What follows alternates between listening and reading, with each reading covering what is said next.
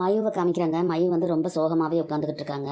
ஈஸ்வரி திட்டுனதை நினச்சி ரொம்ப ஃபீல் பண்ணிக்கிட்டு இருக்காங்க. அப்போ அங்கே பாக்யா வந்துட்டு பாட்டி பேசுனதை பற்றியெல்லாம் நீ கவலைப்படாத அப்படின்னு சொல்லிட்டு சமாதானம் சொல்லிக்கிட்டு இருக்காங்க. அப்புறம் நான் உனக்கு ஒரு gift வாங்கிட்டு வந்திருக்கேன் பாரு அப்படின்னு சொல்லிட்டு அதை கொடுக்குறாங்க. அது மட்டும் இல்லாமல் ஈஸ்வரி பாட்டு வந்து இனிமேல் அந்த மாதிரி பேச மாட்டாங்க. நான் உங்களுக்கு வந்து உன்னை பற்றி நல்லா சொல்கிறேன், பற்றி அவங்க புரிஞ்சுக்கிற மாதிரி நான் பேசுகிறேன் அப்படின்னு சொல்கிறாங்க. சரி ஆண்டி அப்படின்னு சொல்லிட்டு மையவும் சொல்கிறாங்க. இனிமேல் வந்து இந்த மாதிரி நீ சோகமாக இருக்கக்கூடாது, எப்பவும் கலகலன்னு சிரித்து பேசணும், எல்லாருக்கிட்டையும் சந்தோஷமாக பேசிக்கிட்டு சிரிச்சுக்கிட்டு இருக்கணும் அப்படின்னு சொல்கிறாங்க.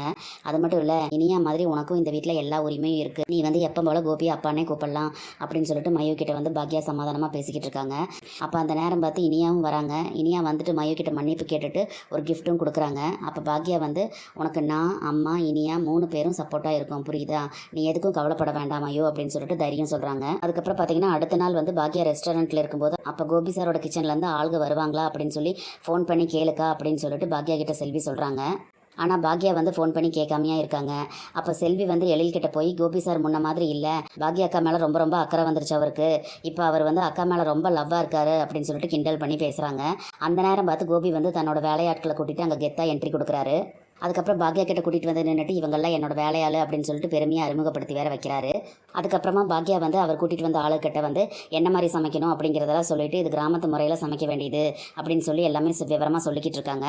கோபி வந்து அதை கேட்டு கைத்தட்டி பாராட்டுறாரு. வந்து தூரமாக நின்று எழில் பார்த்துட்டு செல்வி அக்கா சொல்லும்போது கூட நான் நம்பலை, ஆனால் இப்போ பாரு அப்பா பாசக்காரராக மாறிட்டாரு அப்படின்னு சொல்லிட்டு அவரும் கிண்டல் பண்ணிக்கிட்டு இருக்காரு. அப்போ அந்த நேரம் பார்த்து ராதிகா வந்து கோபிக்கு கால் பண்ணிவிட்டு எப்போ வருவீங்க அப்படின்னு சொல்லிட்டு கேட்குறாங்க. அதுக்கு கோபி வந்து நான் பாக்யாவோட ரெஸ்டாரண்ட்டில் இருக்கிறேன் அப்படின்னு சொல்லிட்டு அங்கே நடக்கிறதெல்லாம் சொல்லிக்கிட்டு இருக்காரு. அது மட்டும் இல்லை, நான் பாக்யாவுக்கு ஹெல்ப் பண்ணணும், எப்படியும் வர்றதுக்கு வந்து நான் நைட் ஆயிரும் அப்படின்னு சொல்கிறாரு.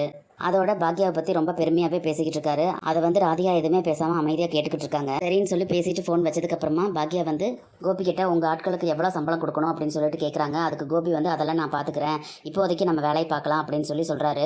பாக்யா வந்து சம்பளத்தை பற்றி இப்போவே பேசிடலாம் அப்படின்னு சொல்கிறாங்க. அதுக்கப்புறம் வேலையெல்லாம் முடிஞ்சதுக்கப்புறமா வீட்டில் காமிக்கிறாங்க. பாக்யா வந்து காஃபி குடிச்சிட்டு கணக்கு பார்த்துக்கிட்டு இருக்காங்க. வந்து ராதிகா அங்கே வராங்க கிச்சனுக்குள்ள. அப்போ ராதிகா கிட்ட வந்து பாக்யா வந்து கல்யாண ஆர்டர் செய்யறதுக்காக கோபி கிட்ட ஹெல்ப் கேட்டிருக்கேன் அப்படின்னு சொல்கிறாங்க. அதுக்கு ராதிகா வந்து எதுவுமே பதில் சொல்லாமல் அமைதியாக நிற்கிறாங்க. ராதிகாவுக்கு வந்து பாக்யாவுக்கு ஹெல்ப் பண்ணுறது ஒன்றும் தப்பாக தோணலை. பாக்யாவுக்கு ஹெல்ப் பண்ணுறேன்னு சொல்லிட்டு அங்கே போனால் பாக்யா கிட்டேயே கோபி சாஞ்சிருவாரோன்னு சொல்லிட்டு ராதிகாவுக்கு ரொம்ப பயமாக இருக்குது. இனி என்னெல்லாம் நடக்க போகுதுன்னு சொல்லி நம்ம பொறுத்து வந்து பார்க்கலாம் ஃப்ரெண்ட்ஸ். நம்ம வீடியோ பிடிச்சிருந்தா லைக் பண்ணி சப்ஸ்கிரைப் பண்ணுங்கள். தேங்க்யூ.